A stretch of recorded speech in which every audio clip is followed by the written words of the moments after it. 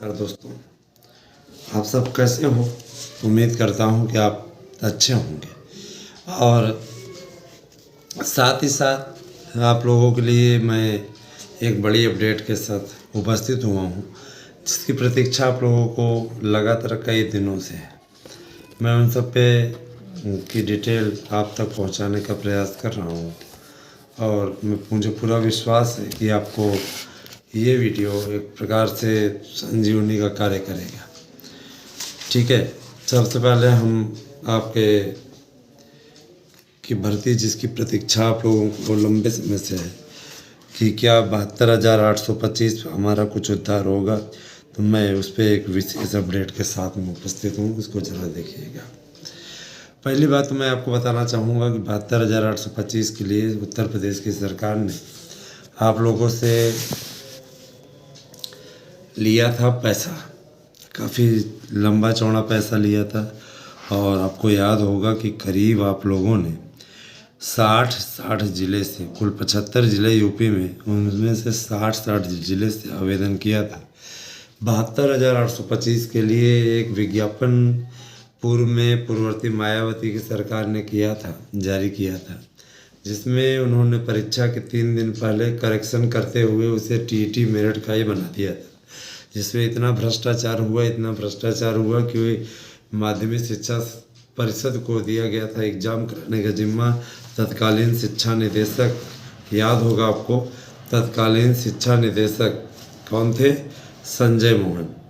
संजय मोहन द्वारा घूस लेने के कारण और पेपर बेचे जाने के कारण स्थिति ये हुई कि उनको जेल भेजने की नौबत आई। जेल भेज दिया गया। सोचिए, ऐसे लोगों को जेल भेज दिया गया। ये स्थिति थी इनकी ये हालत थी। जाहिर सी बात है, अपने आप में ये परिस्थितियां गंभीर हैं। अपने आप में ये स्थितियां गंभीर हैं कि जिस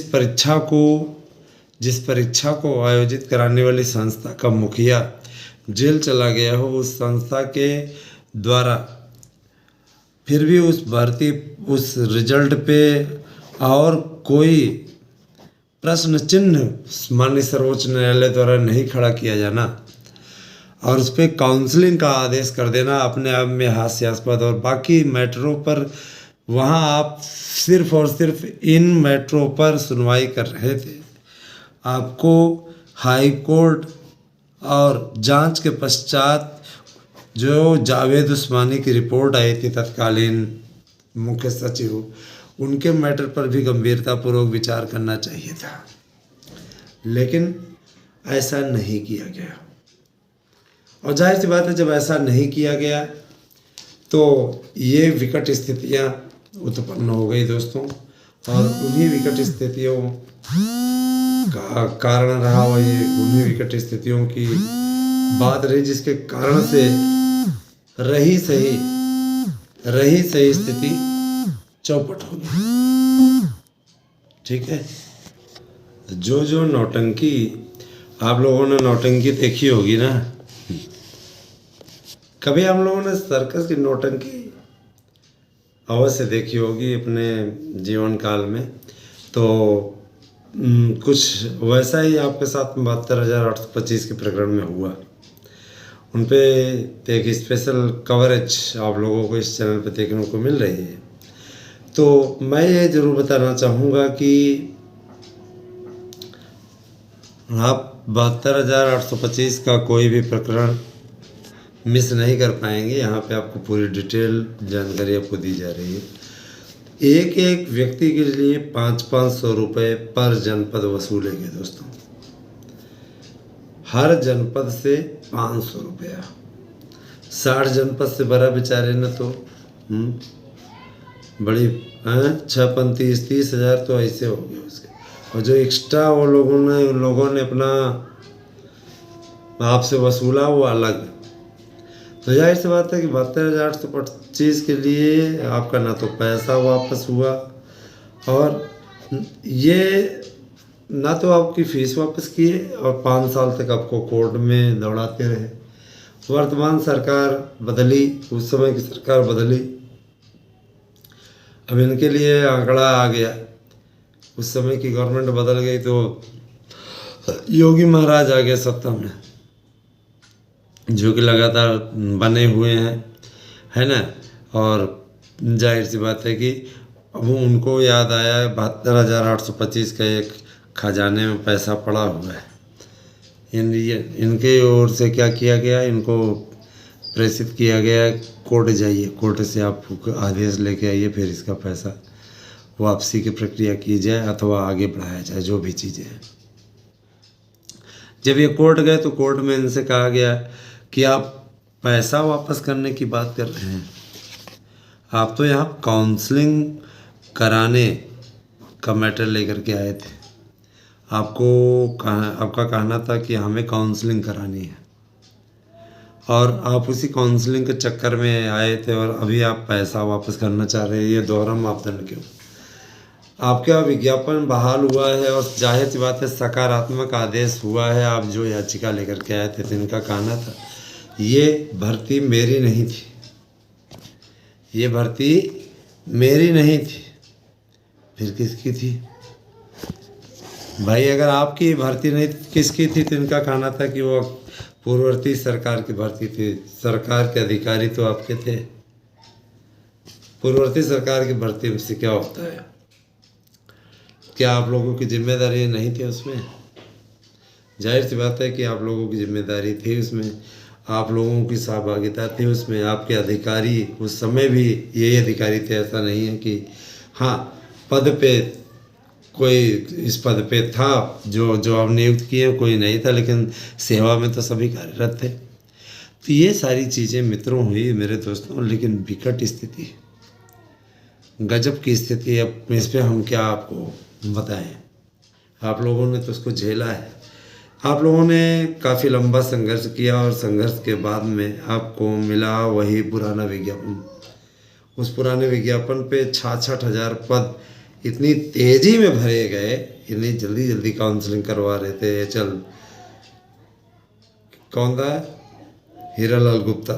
हीरालाल गुप्ता भी चूँकि उन सब चीज़ों में इन्वॉल्व नंबर 1 के सपा सरकार के प्रमुख अधिकारियों में से एक, तो एच.एल. गुप्ता ने जम कर काउंसलिंग कराई इतनी जल्दी कि न उसमें नियम का न मानक का किसी तरीके कोई पालन नहीं, बस भर के फुर्सत करो। अब जब भर करके फुर्सत किया तो मैटर की सुनवाई, फाइनल सुनवाई लगी।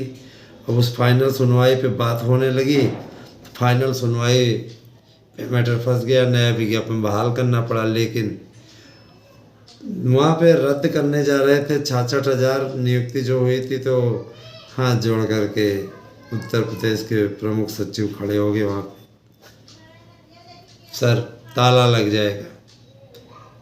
ताला नहीं, लोगों को बचाने की एक योजना थी, एक साजिश थी जो आप लोगों के साथ में की जा रही थी। और आप में से क्या नए विज्ञापन वाले जो आपके नेतृत्व करता थे ना, असल में इन लोगों को केवल अपने स्वार्थ से मतलब था। एक यादव था, याद होगा, उसने याचिका की थी, याद है, नए विज्ञापन को लेकर के। कपिल देव यादव बहादुर सिंह ऐसे करके उसकी याचिका में नाम आता था। उसको नौकरी मिल गई, नौकरी पा गया। नौकरी पाने के बाद उसको मिली कोर्ट के आदेश पे। इसके अलावा जो वहाँ पे लड़ाई लड़ रहा था पाठक, उसको नौकरी मिली, और लोगों को नौकरी मिली। ऐसे ऐसे जाहिलों को नौकरी मिल गई। चलो इनको तो मिल गई, सब नेतृत्व करता थे संघर्ष के, लेकिन ऐसे ऐसे जाहिलों को उसमें नौकरी मिल गई जिनके नंबर 84 थे। कई तो ऐसे लोगों को नौकरी मिल गई जिनका उस विज्ञापन से कोई वास्ता ही नहीं था, उनको नौकरी मिल गई। क्यों? बस आवाज़ न उठे, क्योंकि जब मुखिया ही साइन कर देगा जो याचिका करता है, लड़ाई लड़ रहा है, तो मुद्दा ही खत्म। कोर्ट ने उस समय बचाव किया, इस भर्ती को बचाव किया 66,000 को बचाने के लिए। ये इनके प्रकार उत्तर प्रदेश की सरकार ने उस समय हर नियम कानून को ताक पे रख दिया और कोर्ट ने ऐसा होने दिया। कोर्ट ने कोई भी एक्शन नहीं लिया गवर्नमेंट के लिए खिलाफ। खैर ये उस समय की हिस्ट्री में आपको वास्तविकता से अवगत करा रहा हूँ। कहीं किसी भी का की अवमानना जैसी कोई बात नहीं है। अपने विचारों को रखने की हर किसी की स्वतंत्रता होती। जो कोर्ट का आदेश आया वो सबने माना। हम लोगों को भी झक मार करके मानना पड़ा, मानना तो पड़ेगा ही। लेकिन कहते नहीं, एक न्यायाधीश के द्वारा ही कहा गया था कि देर से मिला हुआ न्याय अन्याय से बड़ा होता है। तो यही अन्याय हुआ। अब इनमें नए विज्ञापन वालों का क्या दोष? पैसा भी दिए, उनका तो पैसा भी वापस हो गया था, नौकरी भी वो कर रहे हैं। चले बाबा, ये तो क्लियर हो गया कि इधर जो उनका सत्यानाश होना था वो सत्यानाश हुआ, उनका नुकसान हुआ। अब मैटर आगे बढ़ता है और फीस वापसी के लिए एक बार सरकार की ओर से कवायद की गई, कोर्ट ने रोक लगा दी। दोबारा फिर कवायद की गई। फिर इतने ज़्यादा ये इसमें बीच का तो प्रकरण ये बताना भूल गए। इन लोगों की ओर से याची बनाए गए 4 फरवरी सबसे पहले आदेश। यूयू ललित साहब सुनवाई कर रहे थे। यूयू ललित जिन्होंने अभी हाल ही में एक मैटर आया हुआ था, सवर्णों के आरक्षण का विरोध किया था। सोचिए ऐसे जज हैं यूयू ललित, सामान्य वर्ग के खिलाफ इन्होंने आरक्षण का मैटर था, उनके खिलाफ इन्होंने आदेश दिया था। ईडब्ल्यूएस को आरक्षण देना इन्हें नहीं ठीक लगा था। इन्होंने अपना राय दिया था कि ईडब्ल्यूएस का आरक्षण असंवैधानिक है। इन्हीं चीज़ें असंवैधानिक चल रही है, लेकिन इन जज महोदय का ये कहना था कि ईडब्ल्यूएस का जो प्रकरण है वो असंवैधानिक है। सरकार का संशोधन असंवैधानिक है।